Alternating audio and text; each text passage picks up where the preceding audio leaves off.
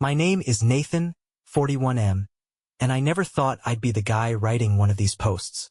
My wife, Melissa, 38F, and I had been married for 14 years.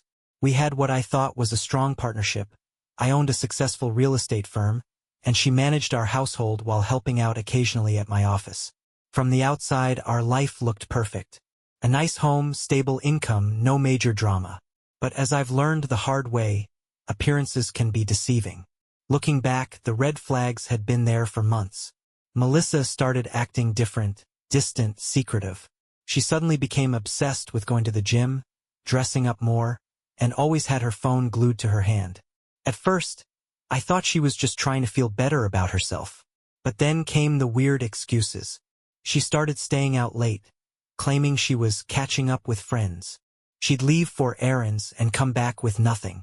And then there were the whispers, the hushed phone calls, the deleted messages, the way she'd panic if I so much as glanced at her screen. I told myself I was imagining things, that I was overreacting. But then one night changed everything. Melissa didn't come home until 3 a.m. She smelled like cheap cologne, and her hair was a mess. When I asked where she'd been, she sighed dramatically and said, "Ugh, Nathan, stop being so paranoid. I was just out with friends." I didn't believe her, and I was right, because the next day, I met the man who would destroy my marriage and try to take everything I built. And he was a total stranger. The next morning, I couldn't shake the feeling that something was off. Melissa had barely spoken to me, acting like I was the one causing problems for questioning her. I decided to go into work early. My real estate firm had been my pride and joy for years. I built it from the ground up, and I wasn't about to let personal drama distract me. But as soon as I walked into my office, my assistant, Laura, 35F, gave me a weird look. "Hey, Nathan, your wife came by yesterday while you were out." Melissa never dropped by unannounced. "Did she say why?" I asked, already feeling uneasy. Laura hesitated. "She was with some guy. I figured it was a client, but they were acting kinda close. I didn't want to assume anything, but it felt weird." My stomach twisted. What did he look like? Tall, dark hair, maybe mid-30s? He looked kinda scruffy. Definitely not a real estate guy. I had no idea who she was talking about. Melissa didn't have a lot of male friends, and the way Laura described him, he wasn't someone from our usual social circles. I needed answers. That night, I casually asked Melissa about her day. She barely looked up from her phone. "Oh, same old. Ran some errands, grabbed coffee with Sarah." A lie. Sarah, her best friend, had posted an Instagram story from another city that day. My blood ran cold. "Are you sure? Laura said you stopped by my office with some guy." For the briefest second, I saw panic flash across her face. But then she recovered, rolling her eyes. "Ugh. Laura is so nosy. That was just a guy from the gym. He helped me carry something to my car, and we ended up chatting." "So why were you at my office?" I pressed. Melissa huffed, acting offended. "Why does it even matter? You're acting so jealous, Nathan. Do you not trust me?" She was gaslighting me, trying to flip it back on me. But something told me this guy was more than just a gym acquaintance, and I was about to find out just how much of a threat he really was. Melissa's reaction stuck with me. The way she panicked for a split second before flipping it back on me? That wasn't normal. I decided to trust my gut. The next morning, while she was still asleep, I checked our shared car's GPS history. Melissa wasn't exactly tech-savvy, and she probably didn't realize the system stored recent locations. Sure enough, the address she had driven to that day wasn't a coffee shop or the gym. It was a motel. My stomach dropped. I clicked on the location details. She had been there 3 times in the last 2 weeks. I stared at the screen, feeling like my whole world was cracking apart. This wasn't just a weird friendship. This wasn't a misunderstanding. My wife was cheating on me. I didn't say anything right away. I wanted to know who this guy was before confronting her. So, I waited until she left for one of her so-called errands. Then I drove to the motel myself. The place was exactly what I expected. Run-down, cheap-looking. the kind of place people use for things they don't want anyone to know about. I went inside, keeping my tone casual. Hey, I think my wife left something here the other day. Brunette, about this tall. Was she here recently? The guy at the front desk barely glanced at me. Room 214. She was with some dude, though. You sure she's your wife? Every muscle in my body tensed. Yeah, I said through gritted teeth. I'm sure. I turned to leave, but then I stopped. The guy she was with, what did he look like? The clerk smirked. Tall, dark hair. Looked kinda rough. Had a weird accent, too. Not from around here. An accent? Melissa wasn't just cheating. She was cheating with a random stranger. Complete nobody. And I had no idea what was coming next. I left the motel feeling numb. Melissa hadn't just betrayed me. She had done it with some random guy off the street. A man with no ties to our lives, no history, no reason to even be near her. Or so I thought. But something about this random stranger didn't sit right with me. A guy with a weird accent, who somehow found his way into my wife's life so quickly. And now he was showing up at my office? Something didn't add up. I needed to see him for myself. That night, I decided to test Melissa. While we were having dinner, I casually asked, "So, did you go to the gym today?" She barely looked up from her phone. "Yeah, for like 2 hours. Another lie, because I had driven by the gym earlier. And she wasn't there. I watched her closely. You sure? I thought I saw you downtown. For the briefest second, her hand froze over her fork. Then she forced a laugh. Nathan, seriously? Are you following me now? This is getting crazy. There it was again. The gaslighting. She knew I was onto her. And instead of admitting anything, she was trying to make me look like the bad guy. I smiled and let it go. Because now I knew I was right. And I had a plan. The next day, I took a personal day from work. Instead of heading to the office, I followed Melissa. And guess where she went? The same motel. She parked her car and went inside like it was routine. And then, after a few minutes, he walked in. The man who had destroyed my marriage. And the second I saw his face, my blood ran cold. Because this wasn't just some random guy. I knew him. I had met him before. And he was about to become a much bigger problem than I ever could have imagined. I sat in my car, gripping the steering wheel so hard my knuckles turned white. I knew this man. I had met him 2 months ago at a business networking event. His name was Adrian, 36M. A real smooth talker. The kind of guy who acted like your best friend 5 minutes after meeting you. He claimed he was new in town and looking for opportunities. Said he was interested in real estate, asking all the right questions about my business.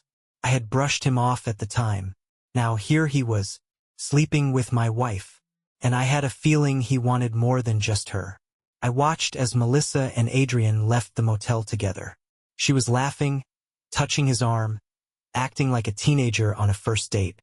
The sight of it made me feel sick. Adrian wasn't some random passerby. He had planned this. But why? Was it just about Melissa? Or was there something bigger at play? I was about to find out. That night I said nothing. Melissa came home late, barely even looking at me. I knew if I pushed, she'd just lie again. So I waited. And then, the next morning I got the confirmation I needed. An email. From Adrian. The same man sleeping with my wife was now trying to take my business. Subject. Exciting business opportunity. Hey Nathan. It was great meeting you a while back. I wanted to follow up because I have an interesting proposition. I've been thinking a lot about your firm, and I believe there's a lot of untapped potential that you may not be capitalizing on. I'd love to set up a meeting to discuss a partnership. I have investors interested in acquiring a stake in your company.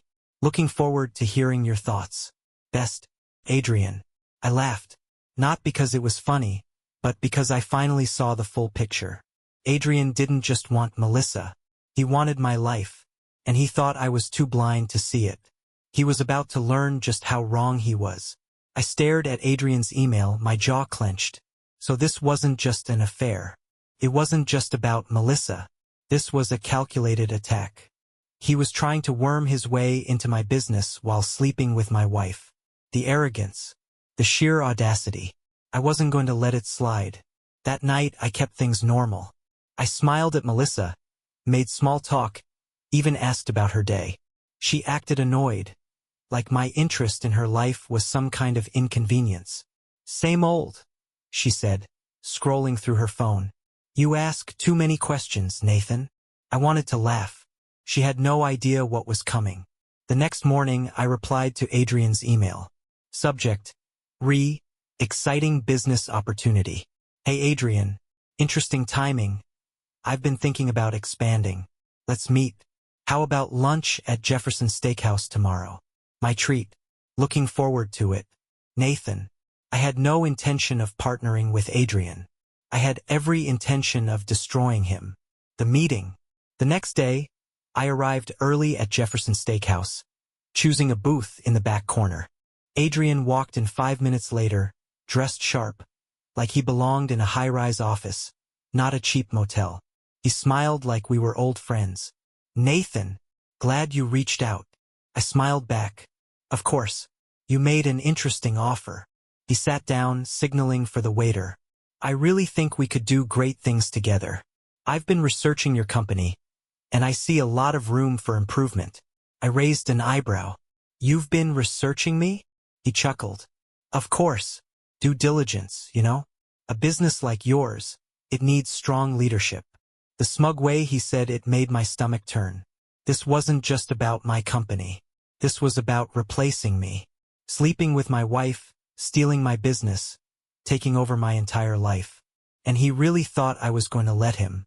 I leaned back in my seat, keeping my voice casual. Before we go any further, I have one question. Adrian sipped his drink. Shoot. I looked him dead in the eyes. How long have you been sleeping with my wife? Adrian froze. The smug confidence evaporated in an instant. I saw his mind working, scrambling for an answer. Then he smirked. I don't know what you're talking about. I pulled my phone from my pocket and placed it on the table. On the screen, a photo of him and Melissa entering the motel. His face drained of color. Try again, I said. And just like that, the game changed. Adrian stared at the phone screen, his face pale. For the first time since meeting him, he had nothing to say. I leaned forward, keeping my voice calm. So let's try this again. How long have you been sleeping with my wife? He let out a short, forced laugh. Look, Nathan, I don't know who sent you that, but I cut him off. Motel security footage. Timestamped. You want to lie again. Silence. Then he exhaled, shaking his head with a smirk. All right. Fine. You got me. Like it was some kind of joke. I felt my blood boil, but I forced myself to stay calm. So, tell me, what was the plan? I asked. Sleep with my wife, take my business, and what? Pretend like none of this ever happened. He leaned back in his seat, regaining some of his arrogance. It's just business, Nathan. I clenched my jaw. Business? You think seducing my wife and trying to take my company is just business? Adrian shrugged, sipping his drink like we were talking about stocks and investments, not his blatant betrayal. Look, man, he said. Melissa came on to me. She was unhappy. And your company? Well, it's nothing personal, but I saw an opportunity. Nothing personal. He really thought I was just going to accept this. I gave him a slow, measured nod. All right, Adrian, here's what's going to happen. He raised an eyebrow. Oh? Enlighten me. I smiled. You're going to walk out of this restaurant, and you're never going to contact me, my company, or my wife again. He chuckled. Or what? I pulled out a folder from my briefcase and slid it across the table. He frowned, flipping it open. The color drained from his face. Inside was everything: documents, screenshots, emails, and proof that he had been using fake business credentials, exaggerating his portfolio, and lying to investors. That's a full report on your little side hustle, I said casually. Turns out, you're not as slick as you think. His hands shook as he flipped through the pages. You send that to anyone? He asked, his voice suddenly less confident. I smiled. Not yet, but let's just say I have a few interested parties. He clenched his jaw. You wouldn't. I leaned in. Try me. He didn't even finish his drink. He stormed out of the restaurant, his entire scam crumbling before his eyes. I watched him go, feeling a deep, quiet satisfaction. But this wasn't over yet, because now I had to deal with Melissa, and she had no idea what was coming next. Adrian was out of the picture. Now it was time for Melissa. I went home that night, my mind clear. I had spent weeks watching her lie to my face, gaslighting me, treating me like I was the problem while sneaking around with a man who wanted to destroy everything I built. Not anymore. She had no idea that everything was about to come crashing down. She was on the couch when I walked in, scrolling through her phone like she didn't have a care in the world. "Hey," she said without looking up. "You're late." I dropped my keys on the counter. "Yeah, had an interesting lunch meeting." She barely reacted. "Oh? With who?" I sat down across from her, watching her carefully. "Adrian." Her fingers froze over her phone screen. Then, she looked up, frowning. "Who?" I smiled. "Don't do that, Melissa." She blinked, feigning confusion. "I have no idea who you're talking about." I pulled out my phone, opened the photo of her and Adrian at the motel, and slid it across the coffee table. Her face drained of color. For a moment, she just stared at it. Then she forced a laugh. "Oh my God, Nathan, are you serious? You're spying on me now? This is crazy." I kept my voice calm. "Try again, Melissa." She rolled her eyes, crossing her arms. "Fine. I had lunch with him once." "So what?" I leaned forward. 3 times at a motel isn't lunch." Silence. She licked her lips, her brain scrambling for an excuse. "Okay, look, I was lonely. You've been so focused on work." I shook my head. "Nope, not doing this. You don't get to blame me for your choices." She huffed. "It was nothing serious, Nathan. Just a little fun. It didn't mean anything." I laughed. Cold, humorless laugh. "Well, it meant something to Adrian. He wasn't just after you, Melissa. He was after my business." Her eyes widened. "Wait, what?" I watched her carefully. She didn't know. She thought she was just having some reckless affair. But Adrian had bigger plans. "Yeah," I said. "He wanted a stake in my company. He used you to get to me." She looked shocked, but not for the right reasons. Not because she felt guilty, but because she realized she had been played too. That can't be right," she whispered. I leaned back. "Believe what you want, but Adrian is done. And so are we." Her head snapped up. "Nathan, wait." I stood up. "You made your choice, Melissa. Now you get to live with it." And just like that, I walked away. For the first time in years, I felt free. But I wasn't done yet, because I had one last move to make. And Melissa had no idea what was coming next. Melissa sat there, stunned, as I walked upstairs. I knew she was still processing everything, not just the fact that I knew about the affair, but that Adrian had been using her, too. She thought she was playing a game. She had no idea she was just another pawn. But I wasn't done yet, because I wasn't just going to leave her. I was going to make sure she regretted every choice she made. The next morning, I got to work. Melissa was still in shock, acting like if she just ignored reality, it would go away. She didn't bring up the conversation from the night before.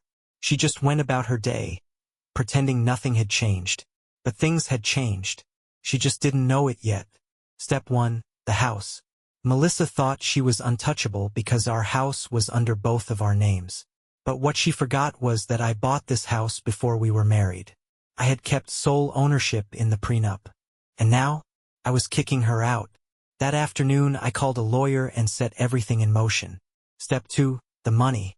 Melissa had never worked a full-time job since we got married. She spent years living off my income, dipping into my accounts whenever she wanted. That was over. I froze our joint account that same day. She still had access to her own personal savings, but considering she spent money like it was oxygen, I knew she was screwed. Step 3, the truth bomb. Melissa had spent years crafting a perfect image for our friends and family. So I made sure everyone knew the real story. I sent one simple message to our closest friends and family. "Hey everyone, Just wanted to let you know that Melissa and I are separating. I found out she was having an affair with a man who was also trying to take over my business. I wish her the best in her new life. I didn't rant. I didn't get emotional. I just let the facts speak for themselves. And just like that, her reputation was gone. That night, when she saw her phone blowing up with messages, she finally snapped. "Nathan, what did you do?" I stayed calm. Told the truth. She looked furious. "You had no right." "No, Melissa." I cut in. "You had no right to cheat, to lie, to let a stranger into our lives. This is just the consequences of your own actions." For the first time, I saw real fear in her eyes. She knew I wasn't bluffing. She was about to lose everything. And the best part? I wasn't even done yet. Melissa was spiraling. She had spent years being the center of attention, always in control. But now, that control was slipping through her fingers, and she didn't know how to handle it. Her phone kept buzzing with messages from friends and family. Some were shocked. Some were furious. And a few, they weren't even surprised. Turns out I wasn't the only one who saw the red flags. Melissa always thought she was the smartest person in the room. She never realized how predictable she really was. Step 4, the legal hit. The next morning, I met with my lawyer. Melissa had no idea that I had already filed for divorce. I wasn't waiting. I wasn't dragging this out. I wanted her out of my life. Since we had a prenup, she wasn't entitled to much. No alimony. No stake in my business. And with her burned reputation, she couldn't rely on her social circle to help her. She had spent years using people. Now she was alone. Step 5, the house showdown. That evening, I handed her the final bombshell. "You need to move out." She blinked. "What?" "The house is mine, Melissa. You have 2 weeks." She lost it. "You can't do this. I built this life with you." I laughed. Cold, sharp laugh. No, Melissa. "I built this life. You just enjoyed the benefits." She tried everything. She screamed. She cried. She begged. And when that didn't work, she turned cruel. "You'll never find someone like me again." She spat. I smiled. "That's the point." Her face fell. She knew she had lost. Final step, the goodbye. The day Melissa left, I didn't even watch. I didn't care what she took. I didn't care where she went. She had made her choices. And now she was just a chapter in my past. As for Adrian, his scam business collapsed after I exposed him. His investors pulled out, and he skipped town before the lawsuits started piling up. He thought he was unstoppable. Turns out he was just a parasite, and parasites don't survive without a host. Final thoughts, moving on. It's been 3 months since I cut them both out of my life. And honestly, I've never been happier. Melissa thought she was my greatest loss. But in reality, she was my greatest escape. For anyone reading this who has been cheated on, know this: you deserve better. Never let someone make you feel like you're the problem when they're the one betraying you. Take control. Don't waste time arguing. Take action. Let them feel the weight of their choices. Karma is real. You don't have to destroy them. Their own actions will do it for you. At the end of the day, I lost a liar and a cheater. And they lost a man who would have given them everything. To call that a win. Thank you for staying with me. This crazy journey is finally over and I'm ready for what's next. Subscribe to the channel so you don't miss any more interesting stories. And leave a comment with what you would do in this situation. See you in the next videos.